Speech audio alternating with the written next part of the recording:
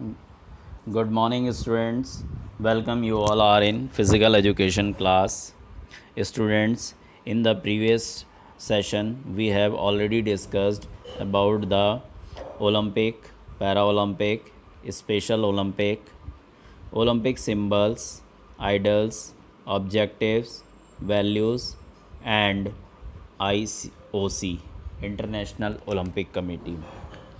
Students, today we are discussing about the last topic, that is Indian Olympic Association. Students, it is the Indian Olympic Association is also called IOA, and it was established in 1927 by hard efforts of Sir Dorabji Jamshedji Tata and Mr. Dr. Noren. Students, it is the hard efforts of Sir Dorabji Tata. As you know, these are two people, Mr. Sir Dorabji Tata, Jamshedji Tata, and Mr. Dr. Noren. These two peoples are continuously doing hard efforts to the establishment of IOA. Students, before going to discuss about IOA, I want to tell you that what was the need of IOA establishment IOA के establishment की क्या need थी और क्यों ज़रूरी था ये students. As you know, जैसा कि आप जानते हो कि ओलंपिक गेम्स जो हमारे स्टार्ट हुए थे वो 1896 में स्टार्ट हो गए थे, और लेकिन जो इंडिया का पार्टिसिपेशन स्टार्ट हुआ उस वो 1900 ओलंपिक से हुआ था. But listen students, but taking part under the when India, when it was taking part in Olympic Games, it was under the flag of Indo-England, because at that time India was not free. Okay, तो वहाँ पर India free नहीं था, अंग्रेज British का rule था. तो 1900 से लेकर और 1924 तक इंडिया ने जब भी ओलंपिक गेम में पार्ट लिया तो वो एंडो इंग्लियन के नाम से लिया.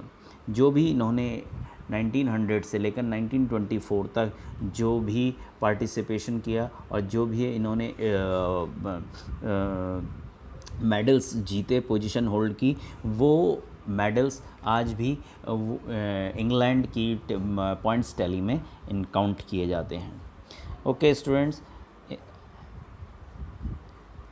in the but taking part of the due to the taking part under the flag of England, some leaders of Indian or sports lover started work to that India take part under the Indian flag. Listen, students, it was the great and hard efforts of Sir Dorabji Tata and Mr. Dr. Noren that he both of them continuously doing hard efforts for the individual participation of India.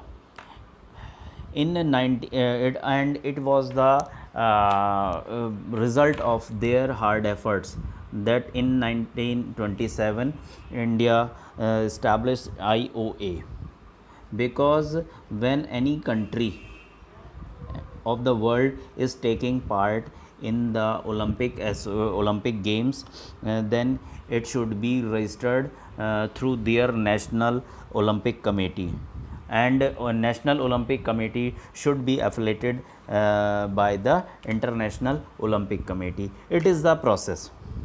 ठीक है, ये एक process है और जिसमें हर country को इस process से अपने को पास होकर निकलना पड़ता है, और यही कारण है कि इंडियन ओलंपिक एसोसिएशन को इस्टेब्लिश करना पड़ा. Doctor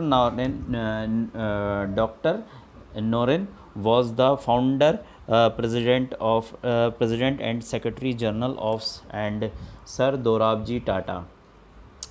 Sir Dorabji Tata was associated first IOC member in India. ये दोनों जो पीपल्स थे ये फाउंडर प्रेसिडेंट भी रहे और जो मिस्टर टाटा थे वो हमारे आईओसी के फर्स्ट मेंबर रहे इन इंडिया में. एंड सिंस 1928 जो 1928 से इंडिया ने ओलंपिक में पार्ट लिया वो इंडिया के नाम से ही रजिस्टर्ड हुई वहाँ team. And in 1920 as you know it was the registered in our Olympic history. The hockey team won the gold medal in the hockey. And as you know 8 gold medal was won by India in hockey. Next one is it is about the council of IOA. Students जो भी हमारी committee develop होती है उसमें कुछ honorary members होते हैं उनमें जिसके बिहाफ पर कमेटी को क्या है रन किया जाता है. Students the council of IOA has so many members like president, vice president, joint secretary and general secretary and one honorary teasers, 7 representative of states. Listen one thing, 7 representative of state Olympic Association and 12 representative of National Sports Federation और association of India. इसमें पूरे country के बहुत सारे state अलग अलग states के सभी मेंबर्स का पार्टिसिपेशन होता है. वो हर एक स्टेट से एक रिप्रेजेंटेटिव वहाँ पर बिलोंग करता है. तो यहाँ पर आपको देखना है कि यहाँ पर हमारे पास प्रेसिडेंट है, 9 वाइस प्रेसिडेंट होते हैं. इसमें जो है आपको 9 वाइस प्रेसिडेंट देखने को मिलेंगे. 6 joint secretary, 1 secretary general, 1 honorary and teasers and 7 representative and 12 representative of National Sports Federation. तो ये हमारी क्या है council of IOA Indian Olympic association है. Next one students, Olympic objectives of Olympic Committee. Students, there are so many of objectives of Indian Olympic Association, but now here we are discussing some, and it is the duty of Indian Olympic Association. That is, first one is development and promotion of Olympic movement. Like International Olympic Committee, in the same procedure of Indian Olympic Association is also that the duty or work of IOA is development and promotion of Olympic movement. ये लगातार इसका promotion करते रहना है और पूरे all over India इसको क्या है स्प्रेड आउट करना है. Second one is enforcement of all rules and regulation of IOC and IOA. जो भी रूल्स एंड रेगुलेशंस डेवलप होते हैं, बनते हैं, फॉर्म में आते हैं, उनका लगातार क्या है इनको प्रमोशन करना है. ये उनके रूल्स एंड रेगुलेशंस का ये IOA की रिस्पॉन्सिबिलिटी है. Third one is to be the official organisation in complete form and responsible for all the matters related to the Olympic event. Indian Olympic Association की ये ड्यूटी है कि जितने भी हमारे ओलंपिक ऑफिशियल्स ऑर्गेनाइजेशन हैं उनको कंप्लीट उनको फॉर्म में डेवलप करना है, उनको सब वेल ट्रेंड पर्सन्स उनमें इंक्लूड करने हैं और ये उनकी रिस्पॉन्सिबिलिटी है, उस कमेटी की रिस्पॉन्सिबिलिटी है IOA की. जितने भी डिस्प्यूट्स हो रहे हैं ओलंपिक इवेंट में उनको शॉर्ट आउट करना क्या है इंडियन ओलंपिक एसोसिएशन का रिस्पॉन्सिबिलिटी है. Next one is promotion and encouragement of physical, moral, cultural education of the young people to the nation so that their character can be developed. हमें हर condition में promotion करना है और encourage करना है किसको, फिज़िकल वैल्यूज़ को, मॉरल वैल्यूज़ को और कल्चरल एजुकेशन को एमंग द यूथ, क्योंकि यूथ ही एक कड़ी है जिसके थ्रू क्या है एक स्ट्रॉन्ग नेशन बिल्डअप होता है। स्ट्रॉन्ग नेशन बिल्डअप तभी होगा जब हमारा यूथ फिट एंड स्ट्रॉन्ग होगा। इसीलिए ओलंपिक एसोसिएशन स्टेट लेवल पर, डिस्ट्रिक्ट लेवल पर हर टाइम टू टाइम ऐसे प्रोग्राम्स कंडक्ट करते रहते हैं, इवेंट कंडक्ट करते रहते हैं, जिसके बिहाफ पर क्या है अच्छे प्लेयर्स निकल कर आते हैं और उनको क्या है प्रमोशन मिलता है। And last one is admitting the membership of State Olympic Association and National Sports Federation, for which submission of their annual report and auditing statement of accounts is necessary.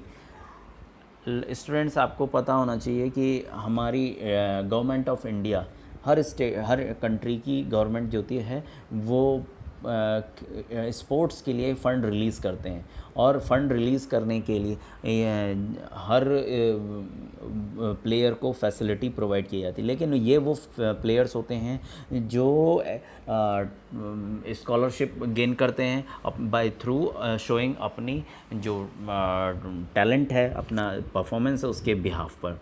और लेकिन वो पर्टिकुलर जो facility है through government जो provide की जा रही है वो एक्चुअल में पर्टिकुलर प्लेयर तक पहुंच रही है नहीं है, इसका ऑडिट IOA कंटिन्यू साल भर करता रहता है।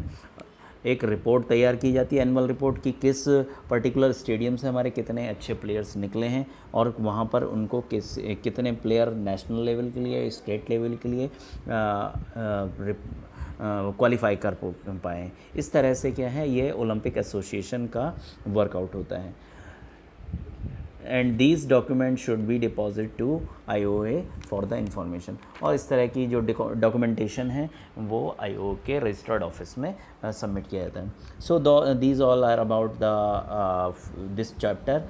And students, if you have facing any problem then you can feel free ask me, and watch the video carefully and listen it and try to understand all the contents. So thank you.